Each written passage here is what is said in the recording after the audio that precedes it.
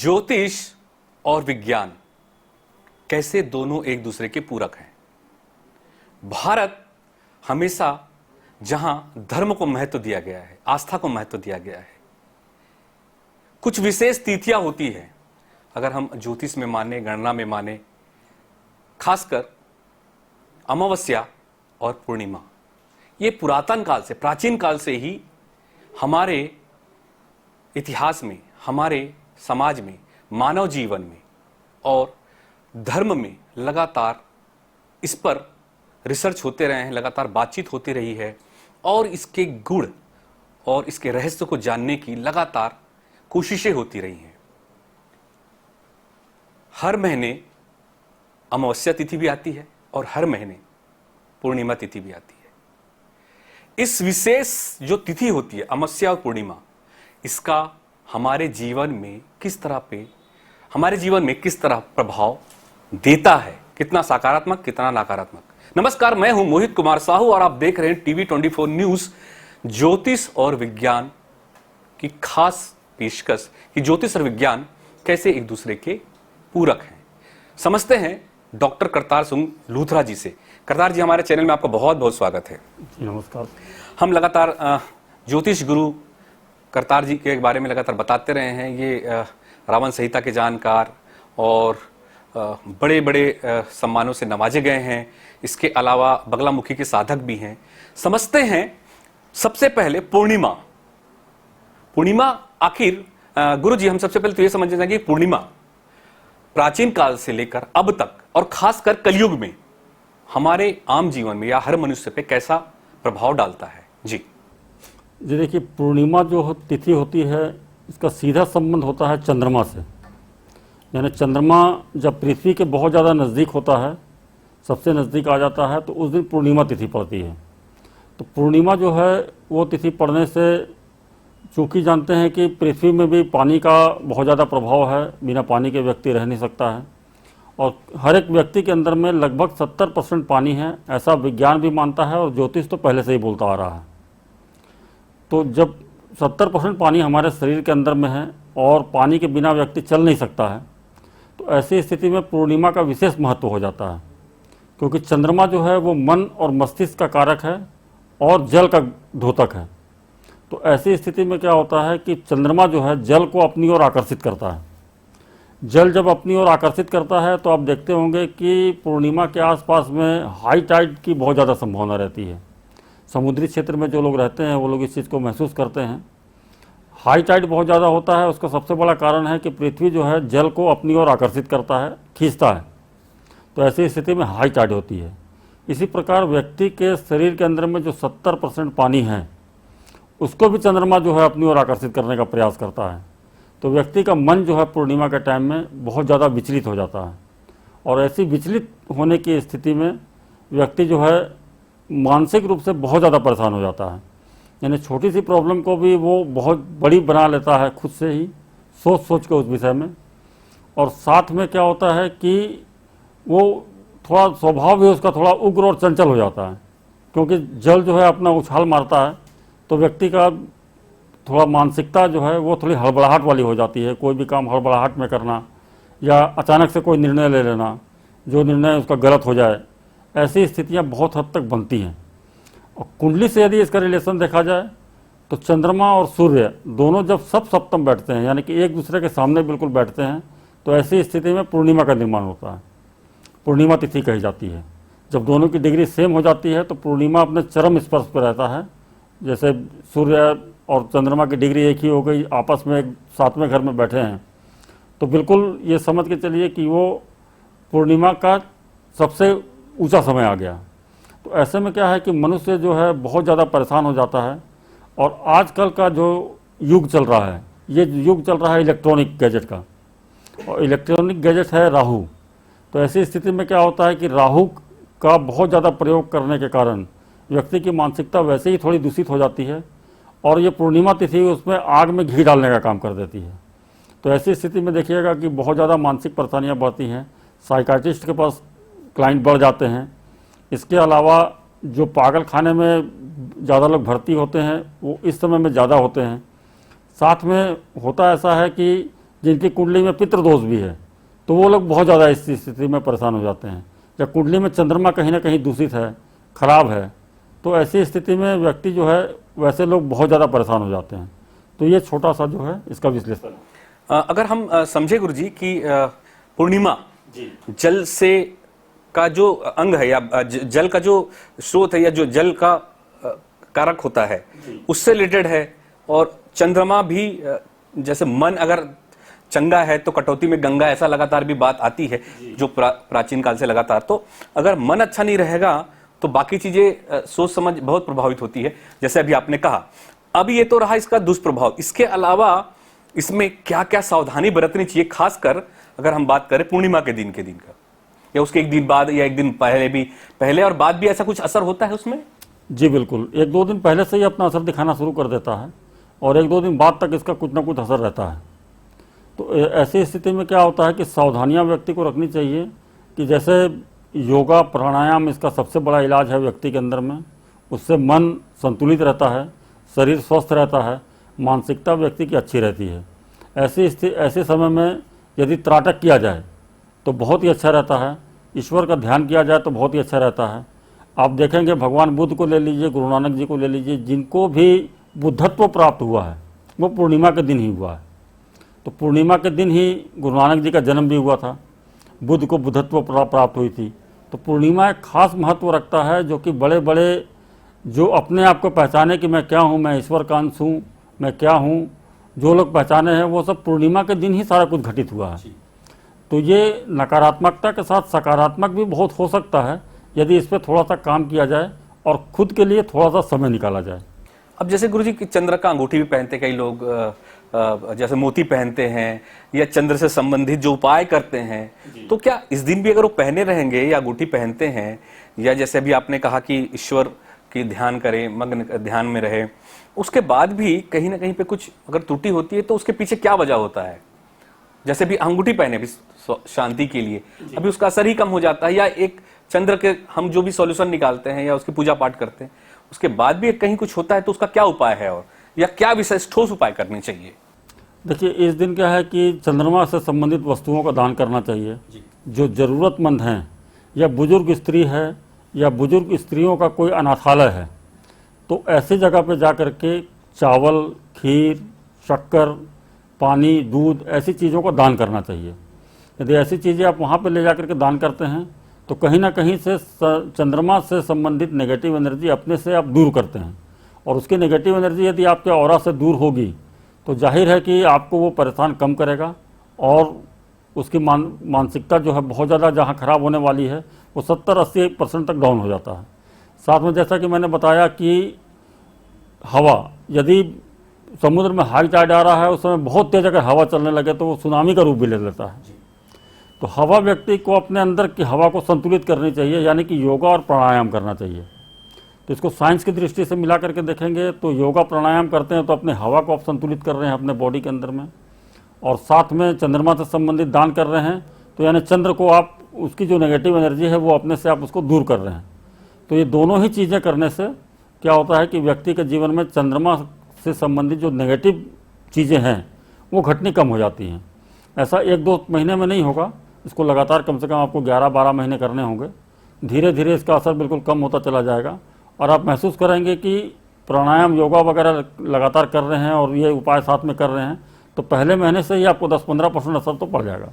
इसमें ऐसा भी बताया जाता है गुरुजी, बहुत सारे ज्योतिष भी कहते हैं कि शिव जी की उपासना करनी चाहिए अगर आपका चंद्र अगर कमजोर है। जी बिल्कुल। तो, जी देखिए, अब आ जाते हैं उपाय के अंदर में। ये थी सावधानियाँ।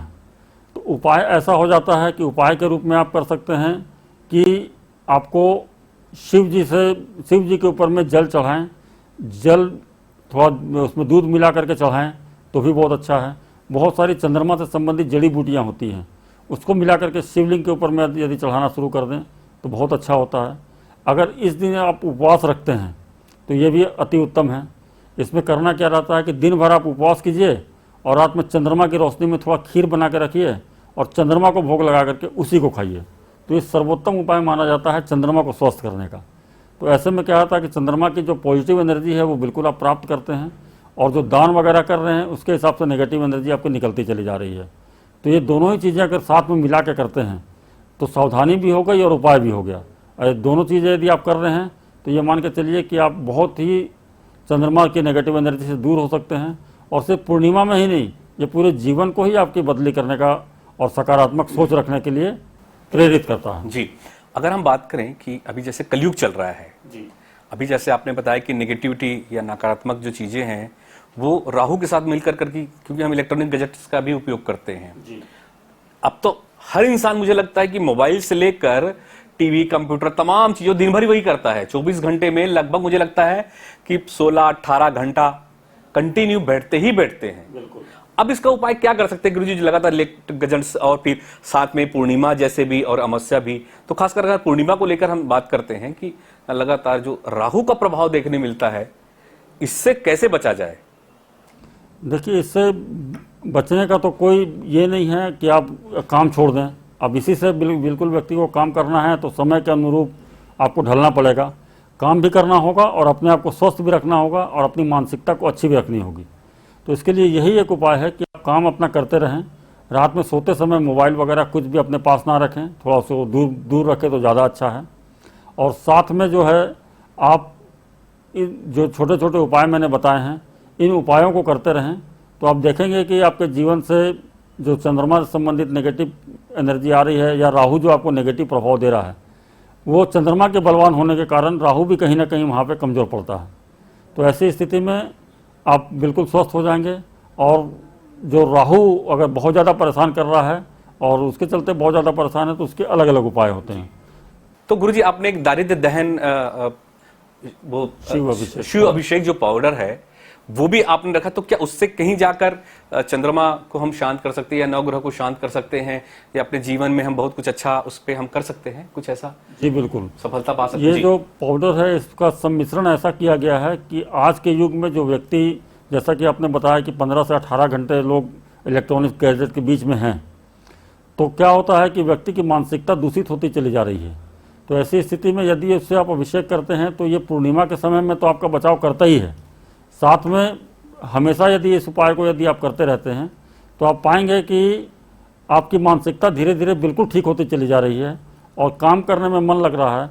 जो काम आपके नहीं बनते थे राहु के कारण, जो आपके काम को अटकाता था, आज का काम कल होता था, कल का काम परसों होता था, ऐसी वाली स्थिति को भी काफ़ी हद तक कम करता है और व्यक्ति की मानसिकता को बिल्कुल स्वच्छ करता है। जी, अब इस पे हम थोड़ा आगे बढ़े गुरुजी, चूंकि हर साल हर महीने पूर्णिमा भी आती है और अमावस्या भी आता है, जी, दोनों आते हैं।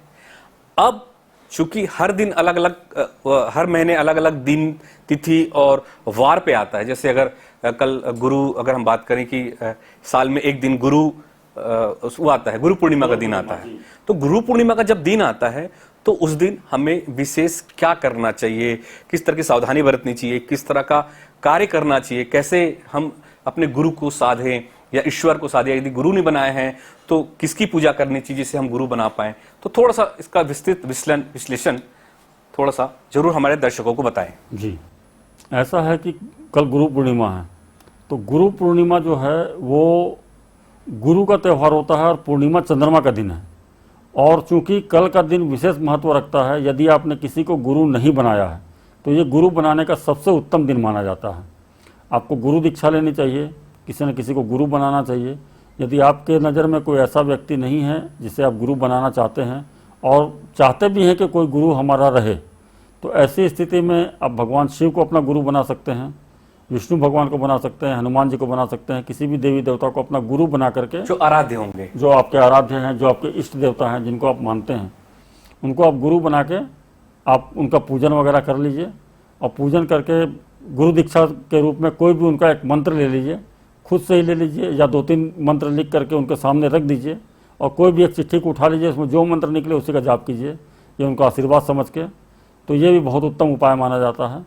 तो गुरु तो जीवन में ज़रूर बनाना चाहिए। यदि आपने नहीं बनाया है तो कल का दिन सर्वोत्तम है, गुरु आप बनाइए। आप भगवान शिव को, विष्णु को, हनुमान जी को, किसी को भी अपना गुरु बना सकते हैं, या कोई दैहिक गुरु अगर आपके नज़र में है जो कि आपके गुरु बनने लायक हो सकता है, तो वैसे को अपना गुरु बना करके उनके कहे अनुसार चलिए। जी, और किस तरह की सावधानियां बरतनी चाहिए? जैसे कल गुरु पूर्णिमा है और इसका पॉजिटिव या सकारात्मक हम पक्ष कैसे ले सकते हैं कि कैसा पक्ष हो जाए कि दिन हमारा अच्छा हो पूर्णिमा के दिन? जैसे आपने बताया कि बहुत सारी चीजें हो जाती पूर्णिमा में, गलतियां हो जाती है, नकारात्मक ऊर्जाएं होती हैं। अब तो कल तो बहुत शुभ दिन भी है, तो हम इसको अपने पक्ष में कैसे करें? जैसे गुरु पूर्णिमा का दिन है तो देखिए, कल तो वैसे ही बहुत बढ़िया दिन है, गुरु पूर्णिमा का दिन है। और ये गुरु पूर्णिमा जो है गुरुवार के दिन पड़ रही है, पहला बात है। और दूसरी चीज़ क्या है कि चंद्रमा जो है धनु राशि में है। चंद्रमा धनु राशि में यानी गुरु की राशि में ही है, और इसी दिन गुरु पूर्णिमा पड़ रहा है। तो विशेष संयोग जो है बहुत कम देखने को मिलता है। तो ऐसी स्थिति में जो है आपको कल के दिन किसी न किसी को गुरु जरूर बना लेना चाहिए, और गुरु बना करके गुरु मंत्र का जाप कीजिए। कल के दिन में आप चंद्रमा से संबंधित चीज़ों का दान कीजिए। अपने गुरु को एक नारियल, शॉल, जो भी आपकी श्रद्धा अनुसार जो आप दान कर सकते हैं, कुछ द्रव्य दक्षिणा के साथ उनको दान कीजिए। उनकी चरणों की पूजा कीजिए, आराधना कीजिए, उनको फल दीजिए, मिठाई दीजिए, जो भी आपकी स्वेच्छा, आपकी जो भी इच्छा करती है और आपका सामर्थ्य अगर वहाँ तक है तो आपको कल के दिन में ये सब चीज़ें करनी चाहिए। इसको करने के बाद जो आप जिनसे भी आप गुरु दीक्षा लिए हैं, जो मंत्र वो दे रहे हैं, उसको लगातार आप जाप करते रहिए। और लगातार जाप करेंगे तो आप पाएंगे क्या कि आपके जीवन में बिल्कुल सकारात्मक चीज़ें घटनी शुरू हो जाएंगी। तो ये छोटे छोटे उपायों कर सकते हैं। दान का विशेष महत्व बोला गया है, तो चंद्रमा से संबंधित चीज़ों का कल के दिन दान अवश्य करें। अब गुरुजी, एक मैं थोड़ा सा आपसे ये भी समझना चाहूँगा, जो प्रैक्टिकली बातें हैं, जैसे गुरु बिना ज्ञान नहीं, हमारे प्राचीन ग्रंथों में बताया गया है, और लोग मानते भी हैं कि गुरु बिना ज्ञान नहीं। ये तो हमारे हिंदू समाज में है तमाम। जो अन्य समाज के लोग भी हैं जो इस तरह की चीज़ों पे नहीं मानते, उनको किस तरह का उपाय करना चाहिए? चूंकि भाई है तो मनुष्य ही। जी देखिए, उनको भी चंद्रमा से संबंधित चीज़ों को दान कीजिए। दान करने का कहीं भी किसी भी धर्म में मना नहीं किया गया है। आप यदि गुरु नहीं बनाना चाहते हैं तो सिर्फ चंद्रमा से संबंधित चीज़ों को दान कीजिए, योगा कीजिए, और जो जो चीज़ें मैंने बताई हैं सावधानी पूर्वक बरतने के लिए, उन सब सावधानियों को बरतिए। उससे भी काफ़ी हद तक आपको सब सफलता मिलेगी और आपकी नकारात्मकता दूर होगी। जी, ये तो रही पूर्णिमा की बातें की। पूर्णिमा जो और जैसे अलग अलग तिथि पे आती होगी, कभी सोमवार को, कभी मंगलवार को, कभी रविवार को, कभी गुरुवार को, कभी बुधवार को, शुक्रवार को, तो इनका भी कुछ विशेष तिथि पे चंद्रमा का कुछ महत्व रहता है कि वो भी इसी तरह सामान्य तरह से चलता है, या बहुत शुभ दिन होता है? देखिए, चंद्रमा की पूर्णिमा जब भी पड़ती है, यानी पूर्णिमा जब भी आती है, वो चाहे किसी भी दिन पड़े, अब वो जिस नक्षत्र में, जिस राशि में उस दिन पड़ रहा है, उस राशि के लोगों के लिए विशेष वो लाभकारी या हानिकारक हो सकता है। यदि आपके बॉडी, आपके ऑरा में चंद्रमा अच्छा है तो इसका बहुत सकारात्मक प्रभाव भी आपके जीवन में पड़ता है। वो देखेंगे जिसकी बॉडी में चंद्रमा बिल्कुल, जिसके ऑरा में मतलब बढ़िया है, अच्छी तरह का काम कर रहा है, तो ऐसे लोगों के लिए बहुत फलदायी हो जाता है। और अचानक से ऐसे ऐसे मौके भी दे जाता है कि व्यक्ति जीवन में बहुत आगे बढ़ जाता है। तो अपने ऑरा को बिल्कुल स्वच्छ रखना चाहिए। और ये जो अलग अलग दिनों में पड़ता है, ये सब राशि और नक्षत्रों से संबंध रखता है कि किस पूर्णिमा में कौन सी राशि, कौन सा नक्षत्र पड़ रहा है, और किस व्यक्ति के लिए फायदेमंद होगा और किस व्यक्ति के लिए नुकसानदेह होगा। कुल मिलाकर हम ये भी कह सकते हैं कि हमारे हिंदू समाज में, सनातन समाज में कर्म को महत्व दिया गया है। अगर हम बेहतर करते हैं, सकारात्मक सोचते हैं, सकारात्मक चीजें करते हैं, तो निश्चित रूप से ग्रह भी आपके अनुकूल होंगे, आपको शुभता प्रदान करेंगे। तो ये था तो पूर्णिमा के विषय में हम चर्चा कर रहे थे। अब अगला हमारा विषय है, पूर्णिमा के साथ साथ अमावस्या भी साल भर आता है। अमावस्या का इस कलयुग में, प्राचीन काल में तो जो रहा होगा वो रहा होगा, हमने तो उसको देखा नहीं है, लेकिन वर्तमान में अगर हम बात करें अमावस्या को, तिथि को लेकर, एक अमावस्या तिथि भी होती है जिसमें लोग बड़े डरते हैं कि अमावस्या दिन अंधेरा होता है, मतलब नकारात्मक चीजें आ जाती हैं, नेगेटिविटी ज्यादा बढ़ जाती है, और हमारे आम जनजीवन में, मनुष्य के शरीर में किस तरह से प्रभाव डालता है, खासकर अमावस्या। देखिए, अमावस्या का ऐसा है कि अमावस्या का दिन जो है वो पितरों को समर्पित है, यानी आपके जो पितर हैं उनको इस तिथि को समर्पित किया गया है। तो ये पितरों का दिन माना जाता है। और इस दिन आप देखेंगे कि चंद्रमा आपको बिल्कुल रात भर कहीं नहीं दिखेगा, बिल्कुल विलोप हो जाता है। तो ऐसी स्थिति में अमावस्या तिथि कही जाती है। और ज्योतिषीय हिसाब से इसको यदि आप देखेंगे तो चंद्रमा और सूर्य जब एक ही राशि में आ जाते हैं तो वो अमावस्या कहलाती है। और जब एक ही तिथि में रह करके एक ही डिग्री में जिस समय पहुँचते हैं उस समय पूर्ण अमावस्या रहती है। तो आप देखेंगे कि जो चंद्र ग्रहण, सूर्य ग्रहण वगैरह रहता है, इसका भी पूरा प्रभाव अमावस्या और पूर्णिमा से संबंध रखता है। तो ऐसे में क्या होता है कि व्यक्ति की मानसिकता, यानी कि जैसे पहले मैंने बताया कि चंद्रमा जो है पूरी तरह प्रभावित रहता है, तो व्यक्ति के अंदर में 70% पानी है, उसको कंट्रोल करने की क्षमता चंद्रमा के अंदर में है। तो चंद्रमा बिल्कुल विलोप हो जाता है। तो ऐसे में क्या होता है कि जिसका चंद्र बिल्कुल ख़राब है या नेगेटिव है, उसकी सोच बिल्कुल नेगेटिव हो जाती है। और जो भी व्यक्ति है वो देखिएगा काम करने में उसको अमावस्या के दिन में आलस ज़्यादा आएगा, वो थोड़ा सुस्त रहेगा, किसी भी काम को टालने का प्रयास करेगा। और ये पितरों की तिथि होने के कारण कहीं ना कहीं पितरों से संबंधित यदि व्यक्ति नहीं मानता है या उन सब चीज़ों को फॉलो नहीं करता है, तो ऐसी स्थिति में क्या होता है कि उनको परेशानियां ज़्यादा आती हैं, उनके काम अटकते हैं, कहीं ना कहीं उनको प्रॉब्लम आती है। बहुत सारे लोगों को देखेंगे कि अमावस्या के दिन, पूर्णिमा के दिन कहीं ना कहीं चोट अवश्य लगता है। तो ये भी कुंडली में पितृदोष और चंद्रमा और सूर्य खराब होने के कारण ही ऐसा होता है। तो अब आपको देखना होगा कि आपका दिन कैसा जाता है। यदि अमावस्या आपका खराब जाता है तो आप उपाय को कर सकते हैं। वैसे भी सभी लोगों को अमावस्या के दिन में उपाय अवश्य करना चाहिए। ये उपाय है कि किसी भी ब्राह्मण को घर में बुला करके भोजन कराएं। 1, 2, 3 जितने भी ब्राह्मणों को आप करा सकते हैं उनको भोजन अवश्य कराएं। कुछ दान दक्षिणा दे करके उनको विदा करें। ब्राह्मणों से पितरों के निमित्त पितृ तर्पण करें, बहुत ही अच्छा माना जाता है। साथ में इस दिन पीपल की विशेष पूजा की जाती है, पीपल की पूजा करें। और साथ में जो भी घर में आपके भोजन बन रहे हैं उसमें 3 जगह 3 लोगों के लिए खाने लायक खाना बिल्कुल अलग, मतलब उसी में बनवाना चाहिए अलग से, जो ज़्यादा मात्रा में बन जाए। और 3 अलग अलग पत्तल में भोजन को सजाना चाहिए जो आप घर में खा रहे हैं। इस दिन नॉनवेज वगैरह बिल्कुल नहीं खाना चाहिए। और जो भी सात्विक भोजन आपके घर में बन रहा है उनको 3 पत्तल में सजा लें। 1 पत्तल ले जा करके किसी मंदिर में रख दें, दूसरा पत्तल जो है पीपल के नीचे रख दें और तीसरा बबूल के नीचे रख दें। तो इससे होता क्या है कि आपके पितरों को बिल्कुल संतुष्टि मिलती है, शांति मिलती है। जो अच्छी योनि में गए हैं उनके लिए भी बहुत अच्छा है, और जो प्रेत योनि में यानी किसी खराब योनि में फंस गए हैं तो चूँकि बबूल में आप रख रहे हैं तो उनकी भी तृप्ति होती है। तो ऐसी स्थिति में क्या होता है कि ये 3 जगह खाना उनको देने से आपको पता नहीं है कि आपके पितर कहाँ पे हैं, तो वो पितरों को शांति मिलती है और पितर जो है आपको आशीर्वाद प्रदान करते हैं। इस दिन घर की पूरी सफाई करवानी चाहिए। एक एक कोना, एक एक जाला घर का साफ़ करवाइए, एक एक चीज़ हटा के साफ़ करवाइए, बिल्कुल स्वच्छ कीजिए। अमावस्या के दिन में शाम के दिन अपने मुख्य द्वार में 2 सरसों तेल के दीपक जलाइए, उसमें 2 काली मिर्च डाल दीजिए। ये छोटे छोटे उपाय यदि आप करते हैं तो बहुत हद तक पितृदोष आपके कम हो जाते हैं। और अगर बरगद के पत्ते के ऊपर में उस दिए को रखते हैं तो ये मान के चलिए कि संपन्नता आपके घर में आती है। आप पहले ही महीने करके देख लीजिए, अगले महीने से आपकी स्थिति अच्छी होनी शुरू हो जाएगी। ये छोटे छोटे प्रयोगों को अवश्य करना चाहिए। यदि आप ये 3-4 प्रयोग को कर लेते हैं तो आप देखेंगे कि पहले महीने से आपके जीवन में बदलाव आना शुरू हो जाएगा। अब जैसे हम बात करते हैं गुरुजी कि अभी आपने कहा कि अमावस्या में भी चंद्रमा का ही कहीं ना कहीं पर सामने आता है कि चंद्रमा ही आपको प्रभाव डालता है। अभी ये अमावस्या और पूर्णिमा दोनों पे चंद्रमा का प्रभाव डालता है। दोनों के अलग अलग नकारात्मक चीजें होती है। खासकर अमावस में लगातार ये हम प्राचीन समय से देखते आ रहे हैं, पढ़ते आ रहे हैं कि इस समय नेगेटिविटी, नकारात्मक जो ऊर्जा है या चीजें हैं वो बढ़ जाती है।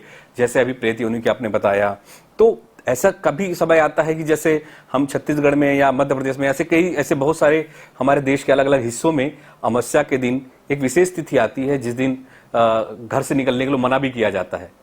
जी, तो क्या ये कितना सत्य है, इनके पीछे का क्या रहस्य है? ये देखिए, इसमें होता क्या है कि एक तो चंद्रमा बहुत ज़्यादा कमज़ोर रहता है इस दिन में, और चंद्रमा जब बहुत ज़्यादा कमज़ोर रहेगा, पृथ्वी में उसका प्रभाव बहुत कम रहेगा, तो ऐसे में नकारात्मक चीज़ें जो हैं वो बहुत उभर के सामने आती हैं। नकारात्मक एनर्जी कुछ भी हो सकती है। बहुत सारे लोग देखते होंगे कि किसी के ऊपर जादू टोना करना, टोटका करना, ये करना, वैगाओं के पास जाना, तांत्रिकों के पास जाना और उल्टे सीधे कार्य करवाना, ऐसे काम भी अमावस्या के दिन में ज़्यादा होते हैं। तो ऐसे में जिसकी भी चंद्रमा कमज़ोर रहते हैं, सूर्य कमज़ोर रहते हैं, तो ऐसे लोगों पे बहुत ज़्यादा प्रभावी हो जाता है वो चीज़। और वो चीज़ जब प्रभावी हो जाता है तो कहीं ना कहीं व्यक्ति बहुत ज़्यादा परेशान हो जाता है। तो इसीलिए लोग बोलते हैं, पुराने समय से बोलते आ रहे हैं कि अमावस्या के दिन में घर से कम बाहर निकलिए, ताकि जो नकारात्मक चीज़ें हैं, बहुत सारे लोग देखेंगे घर में नींबू काट के रोड में फेंक देते हैं, या किसी न किसी प्रकार से कोई किया कराया करके कुछ भी उल्टा सीधा काम करके, जो कि नहीं करना चाहिए व्यक्ति को, वो कहीं रोड में फेंक देते हैं। अब आप कहीं बाहर निकले हैं और इस चीज़ को लांघ दिया आपने, तो कहीं ना कहीं वो चीज़ें आपके ऊपर हावी हो जाती हैं। तो आपका ऑरा कमज़ोर होने से ये सब चीज़ें ही होती हैं। तो इसीलिए मना करते थे प्राचीन लोग भी, और अभी भी बहुत लोग मना करते हैं कि इस दिन घर में रात के टाइम में कम से कम बहुत कम निकलना चाहिए। जी, अब इसको हम समझते हैं गुरुजी कि कलयुग में अमावस्या और पूर्णिमा दोनों तिथि जो होती है हमारे, ये तो हिंदू समाज का हुआ या हमारे सनातन समाज का या हमारे ग्रंथों के हिसाब से हुआ, इसी को हम अगर विज्ञान से जोड़ें, जो वर्तमान में लोग विज्ञान की तरफ ज्यादा झुकाव है, आज तो हम स्पेस पे जाने शुरू कर दिए हैं, तो इसका भी महत्व क्या दिखता है ये सब चीजों पे? विज्ञान और दोनों का पूरक हम मानते हैं, तो कहाँ इनका असर दिखता है दोनों पे, साइंस की बात करें तो? देखिए, जैसा कि अमावस्या पूर्णिमा दोनों ही समय में आप देखिएगा कि चंद्रमा से ही ज़्यादा संबंध है इसका। तो आप देखिएगा जब भी ग्रहण लगता है, ग्रहण को तो मानते हैं खगोलीय घटना वैज्ञानिक लोग भी, और हम लोग पहले से बोलते आ रहे हैं। ज्योतिष शास्त्र जो है 3000 वर्षों पहले ही भविष्यवाणी कर देता है या बता देता है कि आज के बाद कब अमावस्या ग्रहण लगेगा। तो ये संभव पहले कैसे था? विज्ञान तो अभी बना है, हजारों साल पहले, हजारों साल पहले ज्योतिष बता देते थे। विज्ञान तो कुछ साल बाद ही, कुछ साल पहले ही आया है। विज्ञान अभी कुछ साल पहले आया है, सालों हजार साल कह सकते हैं। जी जी। तो ये आप मान के चलिए कि ये दोनों एक ही नहीं है तो क्या है जी। जबकि उस समय ज्योतिषियों के पास या हमारे प्राचीन ऋषि मुनियों के पास में कोई यंत्र नहीं था, कोई चीज़ें नहीं थी कि व्यक्ति पता कर सके या चंद्रमा के नज़दीक जाके देख सके या सूर्य के मंगल के नज़दीक जाके देख सके। तो ऐसी स्थिति में क्या होता था कि पहले लोग ध्यान साधना से ही ये सारा कुछ बता देते थे, और ज्योतिष पूरा गणितीय विषय है, गणित है, तो ये कैलकुलेशन के माध्यम से ही निकाला जाता था। तो ऐसे में पता चलता था कि चंद्रमा और पृथ्वी, चंद्रमा और सूर्य की क्या पोजीशन बनने वाली है, ग्रहण कब लगने वाला है, अमावस्या कब आएगा। आज भी आप देखेंगे कि आज से 100 साल बाद का पंचांग आपको मिल जाएगा। बिल्कुल 100, 200, 300, 400 साल का पंचांग मिल जाएगा। हाँ, एक कहने का अर्थ मैं बता रहा हूँ आपको कि पंचांग आपको पहले का भी मिल जाएगा। तो ऐसे में ज्योतिषियों को पता कैसे चलता है? और गणना हम पहले ही कर लेते थे। हाँ, और विज्ञान जो है पहुंचने के समय गणना करता है और बताता है कि इस दिन ऐसा है, ऐसा है, ऐसा है। बिल्कुल। तो दोनों एक ही हैं। अब हम लोगों का जो प्राचीन संस्कृति थी वो गणना के आधार पर थी, और उसका कोई मान्यता लोगों ने नहीं दिया इन सब चीज़ों को, तो आज लोग कम मान रहे हैं। लेकिन अब धीरे धीरे लोग जो है काफ़ी हद तक मानने लगे हैं। जो समझदार लोग हैं, जो समझते हैं इन सब चीज़ों को, वो जानते हैं कि सनातन समाज जो है वो बहुत पहले ही सब कुछ जानता था और सभी कुछ बता दिया था। आप हनुमान चालीसा में एक दोहा देखेंगे। बिल्कुल बिल्कुल, मैं इसी पे आने वाला था। जुग सहज जो जन पर भानु, लेता ही मधुर फल जानू। हनुमान चालीसा में है, ये तुलसीदास जी ने लिखा था। तो उस समय के जमाने में जब, और वैज्ञानिकों ने आज उसको परफेक्ट कहा कि उतनी ही दूरी पे पृथ्वी और जो है वो सूर्य की दूरी है। तो कहने का अर्थ है कि अगर ये उस समय का साइंस नहीं था तो क्या था? वो साइंस तो इतना डेवलप था कि अभी इनको डेवलप करने में काफ़ी समय लगेगा। आप देखेंगे कि आपने महाभारत सीरियल वगैरह देखा होगा। जी जी जी। उसमें एक बाण छोड़ते थे तो सैकड़ों बाण जाके मारते थे। आज जो मिसाइल चल रहे हैं वो क्या है? उसी का आधुनिक रूप ले लिया है बस। पहले के जो बाण थे, आज के मिसाइल थे, वो बराबर हैं बिल्कुल। वो भी जाके ध्वस्त कर देते थे, ये भी ध्वस्त कर देते हैं। अग्निबाण होते थे, अग्निबाण छोड़ा जाता था। ये तो हमारे शास्त्रों में लिखा है। तो ये कोई अचरज नहीं है कि मतलब सनातन धर्म में प्रमाणित है, ये चीजें प्रमाणित है। और ये आज का लिखा हुआ नहीं है, ये हजारों साल पहले का लिखा हुआ चीज। इसको तो बिल्कुल मानना ही पड़ेगा। बिल्कुल, जो सच है वो तो मानना ही पड़ेगा। और मैं अपने दर्शकों के लिए गुरुजी से और एक प्रश्न करना चाहूंगा कि अमावस्या या जो पूर्णिमा होता है, क्या उस दिन हमें शुभ काम करना चाहिए? तमाम शुभ काम होते हैं, आजकल लोग मानते नहीं हैं, लेकिन क्या हमको शुभ काम इस दिन करना चाहिए? जी देखिए, तिथियां तो सब ऊपर वाले की बनाई हुई हैं, और अमावस्या के दिन खास करके लोग बोलते हैं कि किसी शुभ कार्य को नहीं करना चाहिए। तो मेरा मानना है कि आपको क्या सूट करता है उसके हिसाब से देखिए। यदि आपके पितृगण खुश हैं, यानी कि पितरों के लिए आप कुछ ना कुछ करते रहते हैं, पितृपक्ष में उनके लिए श्राद्ध वगैरह करते हैं, सारा कुछ करते हैं, तो पितरों को यदि आप खुश रखते हैं और अमावस्या के दिन किसी भी कार्य को शुरू करते हैं, तो उस कार्य में पितरों का विशेष आशीर्वाद मिलता है आपको कि तुमने हमें याद करते हुए इस काम को किया है, तो भगवान तुम्हें इसमें सफलता प्रदान करे। तो ये सब चीज़ें होती हैं। यदि आप पितरों को नहीं मानते हैं या उनके निमित्त कुछ नहीं करते हैं तो उनके लिए ये दिन थोड़ा सा अच्छा नहीं माना जाता है, उनको शुभ कार्य नहीं करना चाहिए। बाकी आपके लिए आप खुद डिसाइड कीजिए कि आपको अमावस्या और पूर्णिमा तिथि में कैसा महसूस होता है, आपका दिन कैसा जाता है। 3-4 महीने आप देखेंगे तो आपको समझ में आ जाएगा, उसके हिसाब से आप बिल्कुल कर सकते हैं। मतलब ऐसा कुछ वो नहीं है कि इस दिन काम करना है नहीं करना, या शुभ काम कर सकते हैं या नहीं कर नहीं, सकते। बहुत जगह इसकी मनाही दी गई है। खास करके एक चीज़ की मनाही दी गई है कि हर अमावस्या, पूर्णिमा और चतुर्दशी को स्त्री सहवास बिल्कुल नहीं करना चाहिए, क्योंकि ब्रह्मचर्य का पालन करना। ब्रह्मचर्य का पालन करना चाहिए। क्योंकि इस दिन यदि स्त्री सहवास यदि आप करते हैं तो जो भी आपके बच्चे पैदा होंगे वो बिल्कुल नालायक होंगे। आप इस चीज़ को लिख कर रख लीजिए। तो ऐसा अगर किसी का जन्म हुआ होगा बच्चे का भविष्य में, यदि किसी का जन्म ही अगर पूर्णिमा या उस पे जन्म होता है उसमें अमावस्या पे, तो क्या प्रभाव पड़ता है गुरुजी उनके लाइफ में? देखिए, उनके लाइफ में यदि वो जन्म लेने के बाद यदि जन्म हुआ है, सहवास करना अलग हो जाता है। हाँ, मतलब जन्म लेना सहवास अलग अलग हो चीज है, मैं सिर्फ जन्म की बात कर रहा हूँ। कोई भी बच्चा अगर जन्म होता है या कोई भी शिशु का जन्म होता है अमावस्या या पूर्णिमा पे, तो उसके जीवन में किस तरह का प्रभाव होता है। जैसे हमने अभी लगातार नकारात्मक सकारात्मक विषयों पे चर्चा की, क्योंकि जल का प्रभाव सीधा शरीर पे होता है। तो उसमें उन शिशुओं पर भविष्य में आने वाले समय में सफलता असफलता पे कितना प्रभाव पड़ता है? देखिए, जितने भी अमावस्या के दिन और पूर्णिमा के दिन जन्मे बच्चे हैं, इनको राजनीति में आप ज़्यादा देखिएगा, क्योंकि ये शार्प माइंडेड होते हैं, झूठ बोलने में माहिर होते हैं और उल्टा सीधा काम करने में ज़्यादा विश्वास रखते हैं। तो ऐसे लोगों को आप देखिएगा कि ये लोग राजनीति में बहुत ज़्यादा सक्रिय होते हैं और सफल भी होते हैं। तो ऐसे लोगों को ज़्यादातर राजनीति में जाना चाहिए। यदि मंगल राहु वगैरह उनका बहुत अच्छा है तो उनको राजनीति करनी चाहिए। और साथ में अमावस्या और चतुर्दशी, ये 2 तिथि का यदि जन्म रहता है तो इसकी पूजा शांति होती है, पितरों की पूजा पाठ की जाती है। और ऐसे में जिनकी भी अमावस्या चतुर्दशी के दिन जन्म है, उनको 5 प्रकार के फल लगातार 11 महीने तक गाय को खिलाने चाहिए। यदि ऐसा करते हैं तो आप देखिएगा कि आपका ऑरा में जो नेगेटिव प्रभाव था चतुर्दशी से संबंधित, अमावस्या से संबंधित, तो ये चीज़ें बिल्कुल धीरे धीरे कम होने लगती हैं। ऐसे बच्चे बहुत तेज़ होते हैं और यदि वो काम करने में आ जाएं, जिद पे आ जाएं, तो अच्छे चीज़ों को सफलतापूर्वक निकाल भी बेहतर कर सकते हैं। जी बिल्कुल। और देश के लिए, समाज के लिए भी बहुत बेहतर, खुद के लिए तो कर सकेंगे, समाज और देश के लिए बहुत बेहतर कर सकते हैं ऐसे बच्चे। तो किसी तरह से शंका समाधान ना रखें। अगर कोई शिशु अगर जन्म भी लिया हुआ है अमावस्या में या पूर्णिमा तिथि पे, तो बहुत अच्छा भी होता है, क्योंकि उसमें और भी बहुत सारी चीजें होती, गणना होती है, देखनी होती है कि राहु केतु और तमाम जो 9 ग्रह है वो किस किस घर पे बैठे हैं, उसका भी एक प्रभाव होता है। तो एक अच्छे ज्योतिष को यदि आप मानते हैं, और मानना भी चाहिए मुझे लगता है, अगर मानते हैं तो अगर बच्चे का अगर अच्छा हो पाए या शिशु का अच्छा हो पाए भविष्य, तो अगर पालक अगर उस बच्चे का यदि अगर हम जन्म तिथि दिखा दें या कुंडली दिखा दें या कुंडली बनवा लें, तो उस बच्चे के भविष्य ही अच्छा होगा। अगर अच्छा हो रहा तो अच्छा करने में कहीं किसी को दिक्कत नहीं होनी चाहिए, तो करना भी चाहिए। तो ये था एक विशेष कार्यक्रम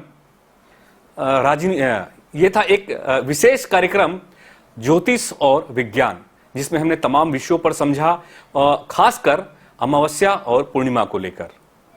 तो आप इसको देखें और समझें, और इसके गहन रिसर्च भी करें, खुद भी समझे और खुद महसूस करें कि आपको उस दिन कैसे लगता है। और जो गुरुजी ने उपाय बताया है, उस उपाय को आप निश्चित रूप से करिए और अपने खुद के भविष्य के लिए, समाज के भविष्य के लिए, परिवार के भविष्य के लिए बेहतर करें। और खुद अगर आप बेहतर रहेंगे तो तमाम चीजें खुद अच्छी होंगी। बहुत बहुत धन्यवाद, बहुत बहुत शुक्रिया हमसे जुड़ने के लिए।